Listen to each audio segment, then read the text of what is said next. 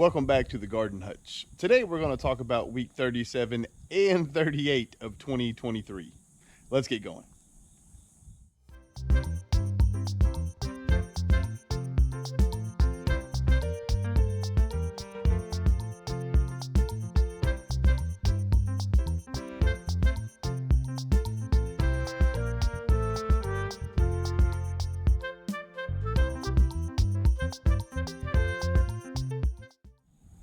Well, week 37 and 38 were a little rough for us here on the homestead. Most of week 37, we felt great. About halfway through it, we came down with COVID and it was no fun. We were both kind of laid up for a while, so I apologize in advance for not doing many videos. I did have to come out and take care of the garden here and there, so I did get some shorts done of Beansy goofing off in the garden beds, but that was about it.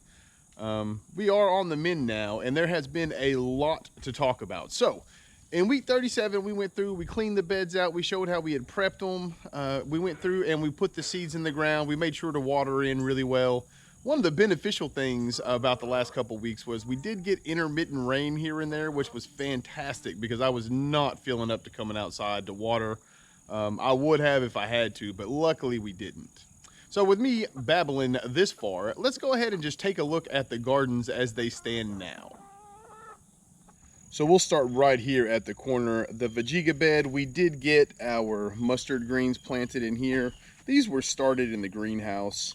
We started some in the greenhouse. We put some direct sow. We'll go through that as we walk through. But we also have some onions here that we had saved from the springtime. We just put them in the fall so we could have some green onions to go along with them. Truthfully, we've never done it before, but they seem to be working out really well. So it's probably something we're going to do from now on. Cutting this basil down every day, man. It's, getting that time of year where it's wanting to go to flower. So if you just keep picking these off, you'll have basil through most of the year. If you miss a couple here and there, it's not that big of a deal. You'll still have plenty to make it until the first frost. But sticking with the mustard green theme, that's what we planted all the way through here. These down here aren't doing as well just because the okra is kind of shading them out, but it was worth trying at least. These over here are going to do just fine. We also threw some onions in there. You can see those bad boys. But really the thing I'm most excited about are the turnips. We decided to do this whole bed in turnips, and we gave them a little bit extra space than what the package says and what we normally do. The reason for that is we're going to try to get massive greens on the top and the turnip root out of all of these. With the idea is, I've heard you can can turnip greens, so we want to kind of cook them down and can them. So this bed right here is strictly going to be to let the turnips grow to maturity and then can the greens and eat the roots. If we have a bunch of the roots, we might even go ahead and try to can some of those. Wednesday we'll go through and talk about all the stuff that's coming off, and we'll look more at these cucumbers down here. Those are fantastic.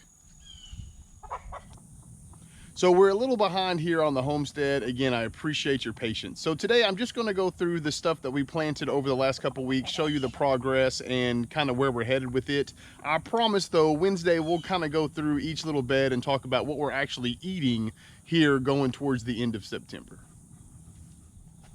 All right, so this is the carrot bed. We put a lot of time and effort into improving the soil to hopefully get more carrots, and you can see they are coming up all the way down, which we are really excited about.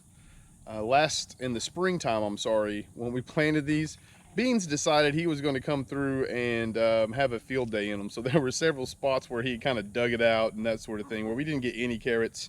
The one thing I did notice is because we've been out of commission and we haven't been out here daily, there are some seeds coming in that we're going to need to go through. You can see these little marigolds, or not, listen to me, marigolds, dandelions coming up. We're going to have to dig those roots out or they'll just keep coming back. But overall, I'm really pleased with how the carrot bed is gone. We are going to plant that bucket right there this upcoming weekend. We're going to put more lettuce in it. So our lettuce bed is doing really well. I'll put a picture of that in the thumbnail. We'll cover it more when we cover what we're eating because it's doing so well. These are more of the turnip greens. We did this one in turnip greens because we're going to use these And those turnip greens over there, we'll use those in our tossed salads. Like I said, the big bed, we want that one to go all the way through to the turnip root and turnip greens. And then up here, these are more mustard greens. So hopefully between what we have in the old garden and what we have here in the top garden, we'll be able to eat a significant amount of mustard greens. That should satisfy our taste buds so that hopefully we can can those turnip greens and kind of see how those work out. But overall, we haven't really started a whole lot of the fall garden besides the greens and carrots here in the top garden. And we'll cover more on the progress and intentions of this on Friday's video. So over here in the pallet garden, I am really happy again. We talked a lot after the spring about wanting to do better at growing beets. So we went through and we soaked our beet seeds and we put them in. Hopefully you all can see the beets coming up in here, but the last few times we've grown them, we just have not had a lot of success with the germination. This time, after soaking the seeds for 48 hours in a dark place in warm water, I think this is the way we'll do it from now on. The germination rate was phenomenal this time. We also laid it out in a grid, so it was a little bit more pattern than growing them. You know, before we would kind of grow them and we would overseed them so that we could thin them out and eat the greens. I decided to stop messing around with that just to see how much better they would do. And overall, they are fantastic. We'll talk about these guys Wednesday when we come through, but we are still loving all of these peppers. And look at these guys. These are the radishes. Now, the radishes were planted at the same time as everything else. And as you can see, they are everywhere. You know, of course, they grow really fast. Here in about 3 weeks or so, we should be picking our first radishes. And then over here in this bed, these are the beets that we started early inside, and then we plugged in the spots that any of them died or whatever. And again, I am just amazed at how much better these seeds do whenever you germinate them, whenever you soak them inside for 48 hours before you plant them. The germination rate is just incredible compared to what it is when you don't do that. So from now on, we will definitely recommend starting our beet seeds that way. Well, that about wraps up today's video. I'll tell you what, I'm glad to be back doing these. I do not wish that on anyone. It was about 10 days of just like being tired. I didn't feel terrible, but I'm just glad it's over. Glad to be back outside, glad the weather's changing. Before long, we'll be mulching up leaves and making leaf mold for next spring, that sort of stuff. But stick around if you haven't. Do us a favor, subscribe to the channel, hit the little thumbs up button. Helps us get spread around and helps us reach our goal of 1,000 subscribers by the end of the year.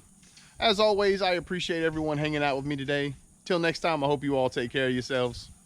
Peace.